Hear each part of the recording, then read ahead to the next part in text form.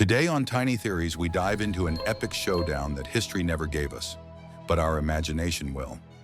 In one corner, the fearless, bronze-armored warriors of ancient Greece, the Spartans.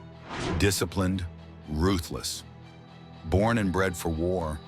And in the other corner, the mystical, obsidian blade-wielding elites of Mesoamerica, the Aztec jaguar or Maya eagle warriors.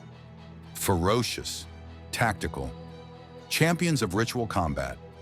Separated by oceans and centuries, these two legendary warrior cultures never met on the battlefield. But what if they did? Who would win in a clash between brutal strategy and religious warfare?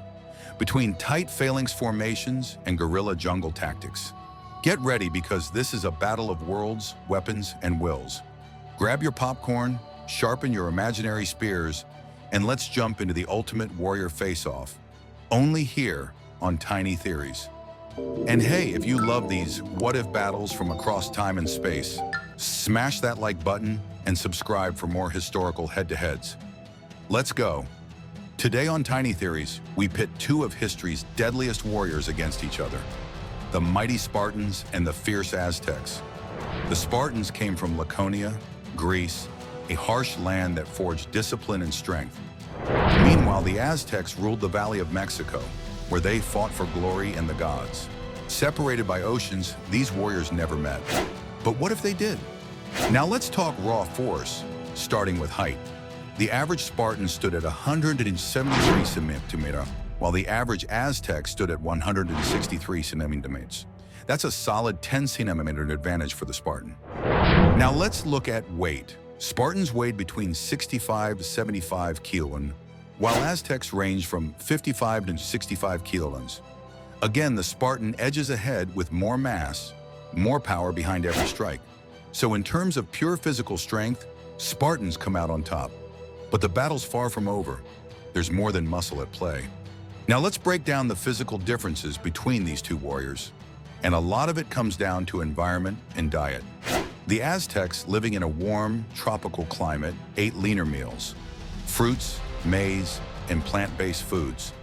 This made them skinnier, faster, more agile. These warriors could move quickly, strike fast, and even leap with incredible balance and speed.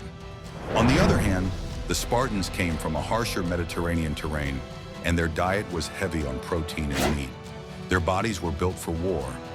More muscle mass, more size, and more durability. So while the Aztec warrior might dodge and dash, the Spartan could take the hit and keep going. Agility versus power. Two different builds, two different philosophies of war. Now let's talk about weaponry, where the tools of war truly define the warrior. The Spartans carried serious firepower.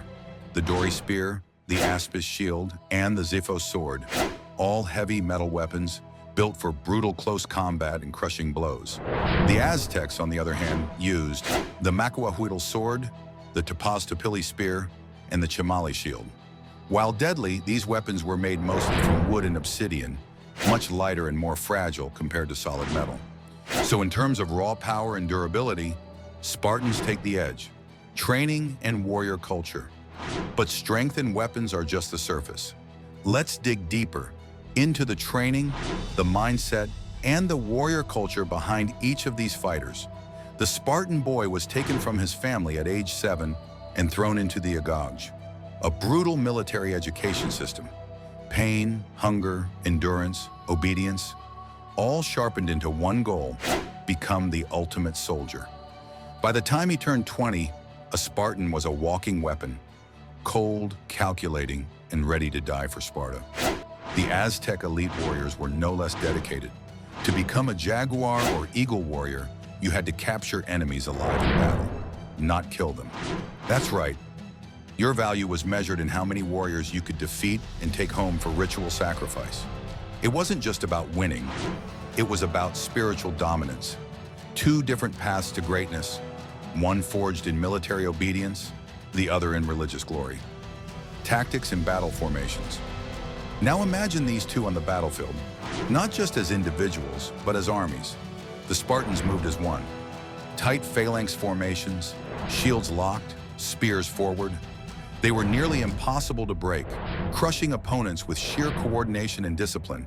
The Aztecs fought in large, colorful armies, drums pounding, banners waving, ranks of warriors surging forward. Their strategy relied on mobility, ambush, and chaos. Jungle warfare was their playground. In a straight-up field battle, Spartans dominate with structure. But in a broken jungle or city terrain, the Aztecs have the edge. Armor and protection. Let's talk protection. The Spartans wore bronze cuirasses, greaves, and their iconic Corinthian helmets. Full metal armor that turned them into walking tanks. The Aztecs wore quilted cotton armor, surprisingly effective at absorbing blows. Light, breathable, and perfect for tropical heat. So while the Spartan was heavily protected, he was also slower and less mobile. The Aztec was lighter, faster, and could move through difficult terrain with ease. It's a classic trade-off: durability versus speed. The hypothetical battle. So, what would happen if these two warriors actually met? A Spartan phalanx advances through thick jungle terrain, shields raised. Suddenly, an ambush. Aztec warriors leap from the trees, obsidian blades flashing. The Spartans hold formation, spears strike, discipline holds. But they're outnumbered, surrounded. Aztecs push hard, but their blades chip on bronze shields. The Spartan counterattack is brutal.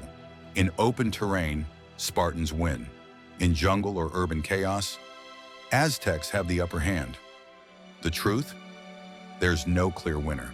Because this isn't just a fight between two warriors, it's a clash of entire civilizations, built on different landscapes, different beliefs, and different visions of what it means to be strong. History's full of battles that never happen, but we imagine them anyway. Hit that subscribe button and follow for more legendary matchups, only on Tiny Theories.